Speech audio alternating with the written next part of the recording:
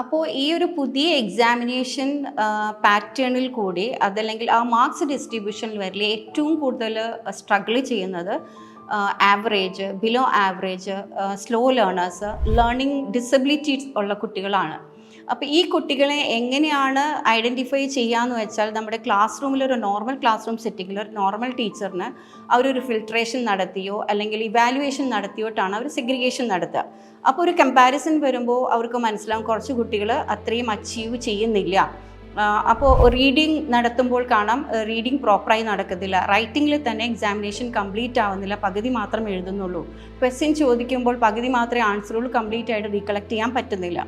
അപ്പോൾ ഈ ഒരു ഇൻസ്ട്രക്ഷൻ ഗവൺമെൻറ്റിൻ്റെ ഭാഗത്തുനിന്ന് വന്നപ്പോഴാണ് ഇപ്പോൾ ഫിൽട്രേഷൻ ഓൾറെഡി സ്റ്റാർട്ട് ചെയ്യുകയും ഒരു 5th ഓൺവേർഡ്സ് ടീച്ചേഴ്സ് കുറച്ചുകൂടെ അലേർട്ട് ആവുകയും ചെയ്തിട്ടുണ്ട്. അപ്പോൾ അതിൻ്റെ ബേസിൽ ഒരു പാരൻസിനെ വിളിക്കുകയും സംസാരിക്കുകയും ഒരു വാർണിംഗ് കൊടുക്കുകയും റിട്ടേൺ ആയിട്ട് എഴുതി വാങ്ങിക്കുകയും ചെയ്യുന്നുണ്ട്. അതായത് ആനുവൽ എക്സാമിനേഷന് എല്ലാ സബ്ജക്റ്റിലും പാസ്സായിട്ടില്ല എങ്കിൽ പ്രൊമോട്ട് ചെയ്യാൻ ബുദ്ധിമുട്ടാണ്. അപ്പോൾ അത് ഓക്കെ ആണെന്ന് സമ്മതിച്ചുകൊണ്ടിട്ടുള്ളൊരു സമ്മതപത്രം ഇതാണ് അവർ പാരൻസിന് ഇപ്പോൾ എഴുതി വാങ്ങിക്കുന്നത്. അപ്പോൾ ആ ഒരു കൺസേണിൽ നമ്മുടെ മിറാക്കിളിലേക്ക് ഒത്തിരി കേസുകൾ വന്നിട്ടുണ്ട്. അപ്പോൾ എന്നോട് പാരൻസ് പറയുന്നു, മാം ഇങ്ങനെയാണ് ടീച്ചേഴ്സ് പറയുന്നത്, പക്ഷെ ഇത്രയും നാളായിട്ടും നമ്മളോട് അങ്ങനത്തെ ഒരു പ്രശ്നം പറഞ്ഞിട്ടില്ല, ഇപ്പോഴാണ് പറയുന്നത് കുട്ടിക്ക് എഴുതാൻ പറ്റുന്നില്ല, ലെറ്റേഴ്സ് റെക്കഗ്നൈസ് ചെയ്യാൻ പറ്റുന്നില്ല, അവർക്കൊരു കാര്യം ചോദിക്കുമ്പോൾ അതിനൊരു റിപ്ലൈ കൃത്യമായിട്ടൊരു ആൻസർ പറയാൻ പറ്റുന്നില്ല, അവൻ ക്ലാസ്സിലൊക്കെ ശ്രദ്ധിക്കുന്നുണ്ട് പക്ഷേ എന്താണെന്ന് പറയാൻ പറ്റുന്നില്ല. അപ്പോൾ എവിടെയോ ചില ചെറിയ ഒരു മിസ്റ്റേക്കുകൾ അല്ലെങ്കിൽ ഒരു എറേഴ്സ്, ഒരു പ്രോബ്ലം കുട്ടികൾക്ക് ഉണ്ടാകുന്നുണ്ട്. പക്ഷേ എവിടെയാണ് എന്താണ് ഈ പ്രശ്നമെന്ന് അവർക്ക് കൃത്യമായിട്ട് അനലൈസ് ചെയ്ത് പറയാൻ പറ്റാത്ത ഒരു കണ്ടീഷനിൽ അവരിങ്ങനെ ഒരു ഡോക്യുമെൻ്റ് എഴുതി വാങ്ങിക്കുകയാണ് ചെയ്യുന്നത്.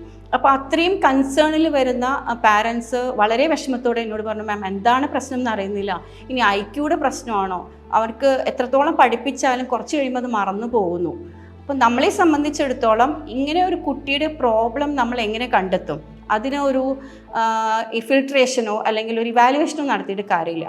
പിന്നെ നമ്മൾ എങ്ങനെയാണ് അത് കണ്ടെത്തുക? ഒരു 1 hour, 1.5 hour, 2 hours നീളുന്ന ഒരു അസസ്മെൻറ്റ് അതൊരു എക്സ്പേർട്ടിനെ കൊണ്ട് നമ്മളത് ചെയ്യിപ്പിക്കുകയാണ് ചെയ്യുന്നത്. അപ്പോൾ നമ്മളുടെ സ്പെഷ്യൽ എഡ്യൂക്കേഷൻ ഡിപ്പാർട്ട്മെൻറ്റിൽ എക്സ്പേർട്ടായിട്ടുള്ള സ്പെഷ്യൽ എഡ്യൂക്കേറ്റേഴ്സും സൈക്കോളജിസ്റ്റും ചേർന്ന് അവർ ഒരു അസസ്മെൻ്റ് എടുത്ത് കുട്ടിക്ക് എന്താണ് പ്രശ്നം എന്ന് നമ്മൾ അനലൈസ് ചെയ്ത് കണ്ടുപിടിക്കുകയാണ് ചെയ്യുന്നത്.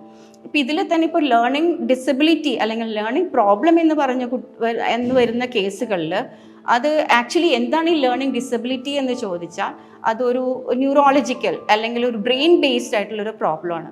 അതൊരു ലൈഫ് ലോങ് കണ്ടീഷനായിട്ടാണ് എക്സിസ്റ്റ് ചെയ്യുന്നതെങ്കിലും നമുക്കതിന് കറക്ഷൻ നടത്താൻ പറ്റില്ലെന്ന് ചോദിച്ചാൽ തീർച്ചയായും പറ്റും. അത് നോർമൽ കുട്ടികളുടെ രീതിയിലേക്ക് നമുക്ക് അത്രയ്ക്കും എത്തിയിട്ടില്ലെങ്കിലും അവരുടെ കാര്യങ്ങൾ ചെയ്യുന്നതിനും കാര്യങ്ങൾ മനസ്സിലാക്കുന്നതിനും എഴുതുന്നതിനും വായിക്കുന്നതിനും പഠിക്കുന്നതിനും ഒക്കെ നമുക്ക് വേറൊരു രീതിയിൽ അതിന് പറ്റിയ സപ്പോർട്ടീവ് മെഷേഴ്സ് എടുത്തുകൊണ്ട് സപ്പോർട്ട് ചെയ്യാനായിട്ട് പറ്റുന്നതാണ്, ഇമ്പ്രൂവ്മെൻറ്റ് വരുത്താനും സാധിക്കും. അപ്പോൾ ഈ ലേണിംഗ് ഡിസബിലിറ്റിയിൽ എവിടെയാണ് ഡിസബിലിറ്റി അല്ലെങ്കിൽ എന്താണ് ഡിസബിലിറ്റിയിൽ വരുന്നതെന്ന് ചോദിച്ചാൽ അല്ലെങ്കിൽ ഐക്യു പ്രശ്നം കൊണ്ടാണോ എന്ന് ചോദിച്ചാൽ ഒരിക്കലും നമുക്കത് ഐക്യുമായിട്ട് കമ്പയർ ചെയ്യാൻ പറ്റില്ല. ബിക്കോസ് LD അല്ലെങ്കിൽ ലേണിംഗ് ഡിസോർഡർ ഉള്ള ലേണിംഗ് ഡിസബിലിറ്റി ഉള്ള ഒരു കുട്ടിക്ക് കുട്ടിയുടെ ഐക്യു ആവറേജോ എബവ് ആവറേജോ ആയിരിക്കും. പിന്നെ എന്തായിരിക്കും ആ പ്രശ്നം? അങ്ങനെയാണെങ്കിൽ പോലും they are having a specific impairment in one or more psychological processing related to learning. അപ്പോൾ ഏതെങ്കിലും ഒരു സൈക്കോളജിക്കൽ പ്രോസസ്സിങ്ങിൽ 1 or 2 or അങ്ങനെയുള്ള ഒരു പ്രോബ്ലം കൊണ്ടായിരിക്കാം കുട്ടിക്ക് ഒരു ലേണിങ്ങിൽ പ്രശ്നം കാണുന്നത്. അപ്പോൾ ഏതൊക്കെയാണ് ഈ സൈക്കോളജിക്കൽ പ്രോസസ്സിങ് എന്ന് പറയുമ്പോൾ ഇപ്പോൾ ടീച്ചേഴ്സ് പറയുന്നുണ്ടല്ലോ കുട്ടിക്ക് ആൻസർ ചെയ്യാൻ പറ്റുന്നില്ല, അവൻ ക്ലാസ്സിൽ ശ്രദ്ധിക്കുന്നുണ്ട് പക്ഷെ റീകളക്ട് ചെയ്യാൻ പറ്റുന്നില്ല, ഈ ഗ്രൂപ്പുമായിട്ട് അങ്ങനെ ഒരു കോൺവെർസേഷൻ നടക്കുന്നില്ല, ഒരു കമ്മ്യൂണിക്കേഷൻ നടക്കുന്നില്ല, വളരെ സൈലൻ്റ് ആയിട്ടിരിക്കുന്നു, ബിഹേവിയർ ഇഷ്യൂസ് കാണിക്കുന്നുണ്ട്, എഴുതുമ്പോൾ കംപ്ലീഷൻ നടക്കുന്നില്ല, എക്സാമിനേഷൻ ഓൺ ടൈമിൽ കംപ്ലീറ്റ് ചെയ്യുന്നില്ല, അങ്ങനെ ഒത്തിരി പ്രോബ്ലംസ് അവർ പറയുമ്പോൾ അത് എവിടെയാണ് എന്നതാണ് ഏറ്റവും പ്രധാനപ്പെട്ട പ്രശ്നം. ആ പ്രശ്നമാണ് നമ്മൾ ഈ ഒരു അസസ്മെൻറ്റിലൂടെ കണ്ടുപിടിക്കുന്നത്. ചിലപ്പോൾ ഒരു കുഞ്ഞിലുണ്ടാകുന്നത് ലാംഗ്വേജ് പ്രോസസ്സിങ്ങിലായിരിക്കും അവന് പ്രശ്നം ഉണ്ടാവുക. അപ്പോൾ ഒരു ലാംഗ്വേജ് പ്രോസസ്സിങ്ങിൽ പ്രോബ്ലം ഉള്ള കുട്ടികൾക്ക് പീർ ഗ്രൂപ്പ് ഇൻട്രാക്ഷൻ വളരെ കുറവായിരിക്കും, ഫ്രണ്ട്ഷിപ്പ് ക്രിയേറ്റ് ചെയ്യാൻ ബുദ്ധിമുട്ടായിരിക്കും. കാരണം ഫ്രണ്ട്സ് തമ്മിലുള്ള ചെറിയ ചെറിയ സംസാരങ്ങൾ, ഒരു വിശേഷങ്ങൾ ഷെയർ ചെയ്യുമ്പോഴൊക്കെ അതിനനുസരിച്ച് റെസ്പോണ്ട് ചെയ്യാൻ കുട്ടിക്ക് പറ്റില്ല. അതുപോലെ ഒരു ടീച്ചേഴ്സോ മറ്റുള്ളവരോ ചോദിക്കുന്ന ചോദ്യത്തിന് ആൻസർ ചെയ്യാനായിട്ട് അതിനനുസരിച്ച് റെസ്പോണ്ട് ചെയ്യാൻ പറ്റാത്ത ഒരു കണ്ടീഷൻ വരും. കാരണം ആ കുട്ടിക്ക് അതിന് വേണ്ട വൊക്യാബുലറിയോ വേർഡോ സെൻറ്റൻസോ ക്രിയേറ്റ് ചെയ്യാൻ പറ്റില്ല.